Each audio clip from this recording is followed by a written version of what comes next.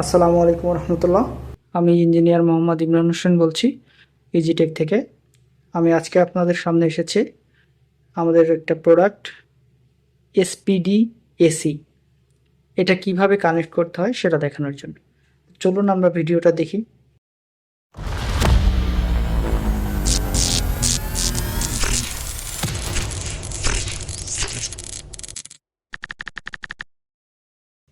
তো আমার হাতে যে ডিভাইসটা আছে এটা হচ্ছে এসপিডি এসি। এটা ইবোট কোম্পানির একটা প্রোডাক্ট, যেটাকে আমরা বলি সার্চ প্রোটেক্টিভ ডিভাইস। তো এই সার্চ প্রোটেক্টিভ ডিভাইসটা আমাদের কি কাজে লাগে এটা ইতিমধ্যে হয়তো আমরা অনেকেই জানি। তো এই ডিভাইসটা মূলত বজ্রপাতের অতিরিক্ত যে হাই ভোল্টেজ আছে সেই হাই ভোল্টেজটা রিডিউস করে আমাদের বাসা বাড়ির যে ইকুইপমেন্টগুলো আছে সেগুলোকে সুরক্ষা দেওয়ার জন্য ব্যবহার করা হয়। আমার এই পাশে যেটা আছে এটা হচ্ছে আমাদের মিনি এনার্জি মিটার, যেটা এর আগেও আমরা ভিডিওতে দেখেছি, বা এটা আমাদেরই আরেকটা প্রোডাক্ট। এবং এই পাশে আমাদের আরো একটা প্রোডাক্ট আছে ইবোট কোম্পানির, যেটা হচ্ছে আমাদের আরসিসিবি টাইপ এ, এটা হচ্ছে ইলেকট্রনিক্স টাইপ ডিভাইস। সবগুলোই আমাদের প্রোডাক্ট। এখন আমি দেখাবো মেইনলি আমাদের এই ডিভাইসটা। তো অনেক কাস্টমারই কোশ্চেন করে যে আমাদের হচ্ছে এসপিডিটা কোথায় কানেক্ট করব, এসপিডিটা কোথায় লাগাতে হয় এবং এটা কিভাবে কাজ করে। তো আমাদের এসপিডিটা কানেকশন করবেন মূলত বাসায় যে এনার্জি মিটার আছে এনার্জি মিটারের পরে। অনেক কাস্টমার চাইলে আমরা এর মাঝে একটা ডাবল পোল এমসিবি ব্যবহারের পরামর্শ দিয়ে থাকি, কিন্তু এখানে আমি চাইলে ব্যবহার করতে পারতাম, কিন্তু আমি অ্যাকচুয়ালি কাজ কমানোর জন্য এটা ইউজ করিনি। এর মাঝে একটা ডাবল পোল এমসিবি ব্যবহার করলে এখান থেকে কাট করলে ডিভাইসের আউটপুটের কোনো পাওয়ার থাকবে না। তখন আমি এখানে কোনো কাজ করতে চাইলে, যদি আমি ভ্যারিস্টারটা পরিবর্তন করতে চাই, তখন আমার এটা অফ করার প্রয়োজন পড়বে। সেই সেজন্য আমার এখানে একটা এমসিবি লাগালে ভালো হতো, কিন্তু আমি লাগাইনি। অনেক কাস্টমার বলে, আমরা সাজেস্ট করি যে এখানে একটা এমসিবি লাগানোর জন্য, বাট এনার্জি মিটার থেকে তারপরে আমাদের এই ডিভাইসটা হবে। এবং এই ডিভাইসটার পরে আমাদের সাধারণ অন্য যে আরসিসিবি আরসিবিও, তারপর হচ্ছে আপনার সাব সার্কিটের এমসিবি গুলা, এগুলো আমরা কানেক্ট করব। তো আরেকটা বিষয় আমি আপনাদেরকে বলি, যে অনেক কাস্টমার বলে এ আউটপুট কোথায় ইনপুট কোথায়। কারণ নিচে আমাদের একটা আর উপরে আছে দুইটা। এটা মেইনলি আমাদের প্যারালাল কানেকশন হয় সার্কিটের সাথে। আপনার এনার্জি মিটার থেকে যে ফেজ তারটা আসে, এই ফেজ তারটা আমাদের এখানকার ফেজ তারে প্রবেশ করবে এবং এখান থেকে বাইপাস হয়ে আমার সার্কিটে চলে যাবে। নিউট্রালটাও একই রকম আসবে, এখান থেকে আমার বাইপাস হয়ে চলে যাবে, এখান থেকে প্যারালাল সার্কিট হয়ে আসে আমাদের এসপিডিতে লাগবে। এবং এসপিডির নিচে যেটা আছে এখানে আমাদের একটা আর্থিং চিহ্ন দেওয়া আছে, এই চিহ্ন থেকে একটা তার আমাদের বাসার আর্থিং এর সাথে কানেক্ট হবে। আর্থিংটা অবশ্যই ভালো আর্থিং হতে হবে। ইঞ্জিনিয়ারিং এর ভাষায় যেটাকে ভালো আর্থিং বলে সেরকম আর্থিং হতে হবে। আর্থিং এর গোড়া সবসময় ভেজা হতে হবে। আপনার আর্থিং রেজিস্ট্যান্সের মান 0.5 ওহমের নিচে হতে হবে, অবশ্যই নিচে হতে হবে।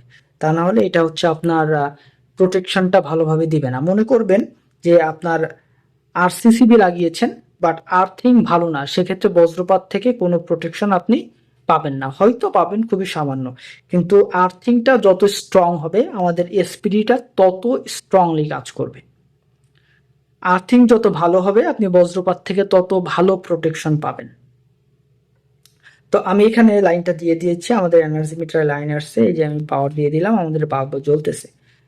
আমাদের এই সাইডে কোনো বাইপাস এখন হচ্ছে না। এখানে আমাদের যে ডিভাইসটা আছে এটা হচ্ছে মূলত এসপিডি, এবং এর ভেতরে আমাদের আছে দুইটা ভ্যারিস্টার, এই একটা ভ্যারিস্টার আছে।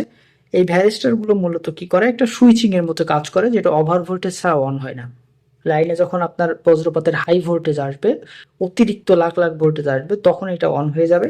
এবং এই যে গ্রাউন্ডিং এর মাধ্যমে আমার হচ্ছে এই যে তার, এই গ্রাউন্ডিং তারটার মাধ্যমে আমার হচ্ছে মাটিতে এটা দিয়ে নিউট্রালাইজড করে দিবে।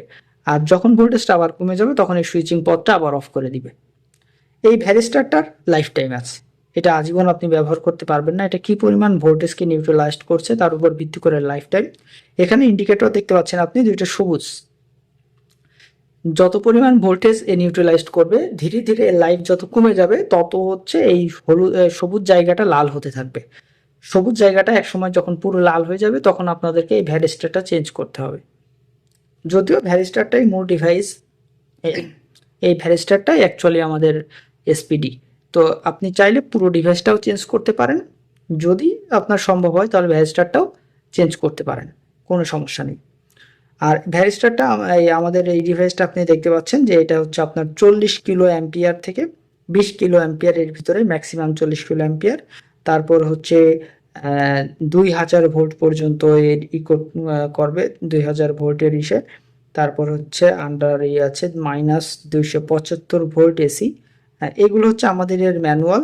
এখানে আমাদের লেখা আছে যে যখন রেড হয়ে যাবে তখন ফ্রিজ অ্যান্ড রিপ্লেস, তাই এটা রিপ্লেস করার প্রয়োজন হবে। হ্যাঁ, তো এখন বজ্রপাতের সময় ঝড় বৃষ্টি হচ্ছে, তো আমরা সবাই নিজের বাসা বাড়ি এবং যন্ত্রপাতির সুরক্ষার জন্য অবশ্যই আমরা এসপিডিটা ব্যবহার করব আমাদের সবার বাসায়।